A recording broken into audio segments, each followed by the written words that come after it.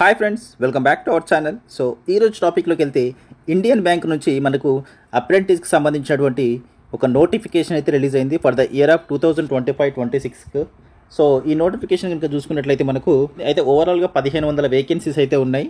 So చాలా big number అని చెప్పుకోవచ్చు. సో ప్రతి ఒక్కరికి అయితే ఆపర్చునిటీ అయితే దొరుకుతుంది, ఖచ్చితంగా ట్రై చేయండి. సో ఇక్కడ ఆన్లైన్ అప్లికేషన్ చూసుకున్నట్లయితే మనకు జూలై 18th నుంచి అయితే స్టార్ట్ అయింది. లాస్ట్ డేట్ వచ్చేసి ఆగస్ట్ 7th వరకు అయితే ఉంది. సో ఇక్కడ మనకు స్టేట్ వైజ్ అలాగే కేటగిరీ వైజ్గా అయితే వేకెన్సీస్ అయితే క్లియర్గా మెన్షన్ చేశారు. సో మనకు సంబంధించి ఆంధ్రప్రదేశ్కి చూసుకున్నట్లయితే 82 వేకెన్సీస్ అయితే ఉన్నాయి. సో ఇక్కడ ఓవరాల్గా SC, ST, OBC, EWS, unreserved అలాగే పీడబ్ల్యూడీ క్యాండిడేట్స్ కూడా ఉన్నాయి. సో 82 వేకెన్సీస్ అయితే ఆంధ్రప్రదేశ్కి ఉన్నాయి. అలాగే దాంతోపాటు మిగతా స్టేట్స్ కూడా ఉన్నాయి.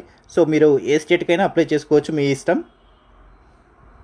అలాగే తెలంగాణకు చూసుకున్నట్లయితే 42 వేకెన్సీస్ అయితే ఉన్నాయి. సో ప్రతి ఒక్కరికి SC, ST, OBC, EWS, unreserved, physically handicapped ప్రతి ఒక్కరికి అయితే ఉన్నాయి. ఓవరాల్గా 1500 వేకెన్సీస్ అయితే ఉన్నాయి. అయితే దీనికి ఇండియన్ సిటిజన్ అయి ఉంటే సరిపోతుంది. ప్రతి ఒక్కరూ అప్లై చేసుకోవచ్చు. ఆంధ్ర, తెలంగాణ ఎవరైనా మేల్, ఫీమేల్ ప్రతి ఒక్కరు అయితే అప్లై చేసుకోవచ్చు. ఏజ్ అలాగే ఎడ్యుకేషన్ క్వాలిఫికేషన్ చూసుకున్నట్లయితే మనకు సో ఇది వచ్చేసి జూలై 1, 2025 వరకు మినిమం 20 ఇయర్స్ అయితే ఉండాలి, మ్యాక్సిమం 28 ఇయర్స్ అయితే ఉండాలి. 20 to 28 ఇయర్స్ మధ్యలో ఉండాలి. అలాగే దాంతోపాటు మనకు గ్రాడ్యుయేషన్ డిగ్రీ అయితే కంప్లీట్ చేసి ఉండాలి. సో ఏజ్ రిలాక్సేషన్ కనుక చూసుకున్నట్లయితే ఎస్సీ, ఎస్టీ వాళ్ళకి వచ్చేసి 5 ఇయర్స్ అయితే ఏజ్ రిలాక్సేషన్ ఉంటుంది. సో 28 + 5 33 ఇయర్స్ వరకు అయితే అప్లై చేసుకోవచ్చు. ఓబీసీ వాళ్ళకి 3 ఇయర్స్ ఉంటుంది. So 31 years. అలాగే పీడబ్ల్యూడీ వాళ్ళకి 10 ఇయర్స్ ఉంటుంది.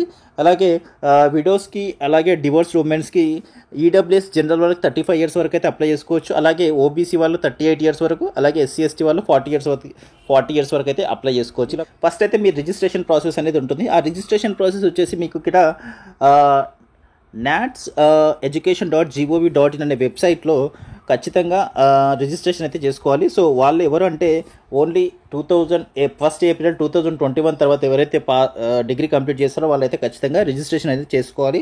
ఒకవేళ మీకు ఆ వెబ్సైట్లో ఏదైనా ప్రాబ్లమ్స్ ఫేస్ అయితే, ఏదైనా ఇష్యూస్ వస్తే మీకు సో ఇక్కడ కనిపిస్తున్న ఇంకొక వెబ్సైట్లో అయితే మీరు రిజిస్ట్రేషన్ అయితే చేసుకోవాల్సి ఉంటుంది. బట్ రిజిస్ట్రేషన్ మాత్రం కంపల్సరీగా చేసుకోవాలి, మస్ట్ అండ్ షుడ్. సో మీరు అందులో రిజిస్ట్రేషన్ చేసుకుంటేనే మీరు అప్రెంటిస్కి ఎలిజిబుల్ అవుతారు. ఒకవేళ చేసుకోకపోతే మాత్రం మీకైతే ఎలిజిబిలిటీ ఉండదు. మీకు సెలక్షన్ ప్రాసెస్ ఎలా ఉంటుందంటే, సెలక్షన్ ప్రాసెస్ వచ్చేసి ఆన్లైన్ టెస్ట్ అయితే ఉంటుంది. సో అది కూడా మీకు ఆబ్జెక్టివ్ టైప్లోనే ఉంటుంది. సో మల్టిపుల్ చాయిస్ క్వశ్చన్స్ అయితే ఉంటాయి. సో పెద్దగా టెన్షన్ అయితే ఏముండదు.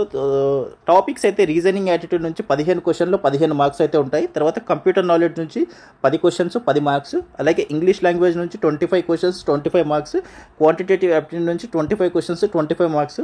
General awareness with special reference to banking industry నుంచి 25 క్వశ్చన్స్ 25 మార్క్స్. ఓవరాల్గా 100 క్వశ్చన్స్ 100 మార్క్స్ అయితే ఉంటుంది. సో 1 అవర్ టైం అయితే ఉంటుంది. సో ఈ 1 అవర్ టైంలో మీరు 100 క్వశ్చన్స్ అయితే కంప్లీట్ చేయాల్సి ఉంటుంది. అయితే మీకు ఎగ్జామ్ వచ్చేసి రీజియనల్ లాంగ్వేజ్లో ఉంటుంది. సో ఇది ఒక గుడ్ న్యూస్ అని చెప్పుకోవచ్చు. సో రీజనల్ లాంగ్వేజ్ అంటే ఫర్ ఎగ్జాంపుల్ మన ఆంధ్ర, తెలంగాణ వాళ్ళకి తెలుగు రీజనల్ లాంగ్వేజ్ కాబట్టి తెలుగులోనే ఎగ్జామ్ అయితే కండక్ట్ చేస్తారు. సో చక్కగా ఎలాంటి టెన్షన్ లేకుండా అయితే రాసుకోవచ్చు. అలాగే నెగిటివ్ మార్క్స్ కూడా ఉంటుంది. 1/4 నెగిటివ్ మార్క్ అయితే ఉంటుంది. అంటే మీరు 4 క్వశ్చన్స్ కనుక రాంగ్ పెట్టినట్లయితే మీకు 1 మార్క్ అనేది కట్ అవుతుంది. సో వన్స్ మీరు ఎగ్జామ్ కంప్లీట్ అయిన తర్వాత మీకు లోకల్ లాంగ్వేజ్ టెస్ట్ అనేది ఉంటుంది. సో లోకల్ లాంగ్వేజ్ టెస్ట్ వచ్చేసి మీకు మనకు లోకల్ లాంగ్వేజ్ అంటే తెలుగు కాబట్టి సో తెలుగులో reading, writing, speaking and understanding అయితే ఉండాలి ఖచ్చితంగా. అండ్ ఇక్కడ అఫీషియల్ లాంగ్వేజెస్ కనుక చూసుకున్నట్టయితే క్లియర్గా మెన్షన్ చేశారు. ఆంధ్రప్రదేశ్కి సంబంధించి Telugu and Urdu official language అయితే ఇచ్చారు. అలాగే తెలంగాణకు చూసుకున్నట్లయితే కూడా తెలుగు అండ్ ఉర్దూ క్లియర్గా మెన్షన్ చేశారు. సెలెక్ట్ అయిన తర్వాత ట్రైనింగ్లో స్టైఫండ్ అయితే ఇస్తారు. ఎవ్రీ మంత్ స్టైఫండ్ వచ్చేసి మెట్రో అర్బన్ బ్రాంచెస్ వాళ్ళకి 15,000 పర్ మంత్ అయితే స్టైఫండ్ అయితే ఇస్తారు. అలాగే రూరల్ మరియు సెమీ అర్బన్ బ్రాంచెస్ వాళ్ళకైతే 12,000 పర్ మంత్ అయితే ఇస్తారు. సో 15,000 వచ్చేసి మెట్రో బ్రాంచెస్లో ఉన్న వాళ్ళకి, రూరల్ బ్రాంచెస్లో ఉన్న వాళ్ళకి 12,000 అయితే స్టైఫండ్ అయితే ఎవ్రీ మంత్ అయితే ఇస్తారు. సో ఇది మీకు ట్రైనింగ్ వచ్చేసి 12 మంత్స్ అయితే ఉంటుంది. సో 12 మంత్స్ అంటే 1 ఇయర్ పాటు మీకు ట్రైనింగ్ అనేది ఖచ్చితంగా ఉంటుంది. సో ఆ 1 ఇయర్ పాటు మీకు స్టైఫండ్ 15,000 కానీ లేదంటే 12,000 కానీ అయితే ఇస్తారు. అండ్ వన్స్ మీరు ట్రైనింగ్ కంప్లీట్ చేసుకున్న తర్వాత లాస్ట్లో మీకు ఒక అసెస్మెంట్ అనేది ఉంటుంది, assessment and certification program. So అదేంటి అంటే మీకు ట్రైనింగ్ అయిపోయిన తర్వాత ఒక ఎగ్జామ్ అయితే కండక్ట్ చేస్తారు, అసెస్మెంట్ అనేది.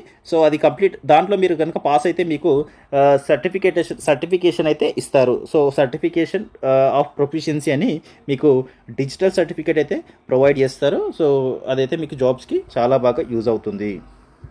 సో దీనికి సంబంధించిన అప్లికేషన్ ఫీజు అయితే ఉంటుంది. సో అప్లికేషన్ ఫీజు కనుక చూసుకున్నట్లయితే జనరల్, ఓబీసీ, ఈడబ్ల్యూఎస్ క్యాండిడేట్స్కి అయితే 800 రూపీస్ ప్లస్ జిఎస్టీ అనేది ఉంటుంది అప్లికేషన్ ఫీజు. అలాగే ఎస్సీ, ఎస్టీ, పీడబ్ల్యూ క్యాండిడేట్స్కి అయితే 175 రూపీస్ ప్లస్ జిఎస్టీ అనేది ఉంటుంది. సో ఇదైతే ఖచ్చితంగా పే చేసుకోవాలి. ఆన్లైన్లోనే పే చేసి మీరైతే అప్లికేషన్ అయితే కంప్లీట్ చేసుకోవాల్సి ఉంటుంది.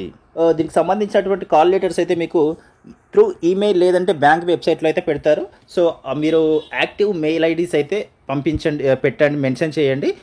మీరు వర్కింగ్లో లేని ఈమెయిల్ పెడితే మాత్రం మీకే ప్రాబ్లం అవుతుంది. ఎందుకంటే మీకు కమ్యూనికేషన్ అనేది ప్రాబ్లం అవుతుంది. కాబట్టి ఖచ్చితంగా ఈమెయిల్ అనేది వర్కింగ్లో ఉన్నది పెట్టండి. లేదంటే వెబ్సైట్లో కూడా పెట్టే ఛాన్సెస్ ఉంటుంది. కాబట్టి మీరు 1-2 సార్లు అయితే ఫ్రీక్వెంట్గా చెక్ చేస్తూ ఉండాలి.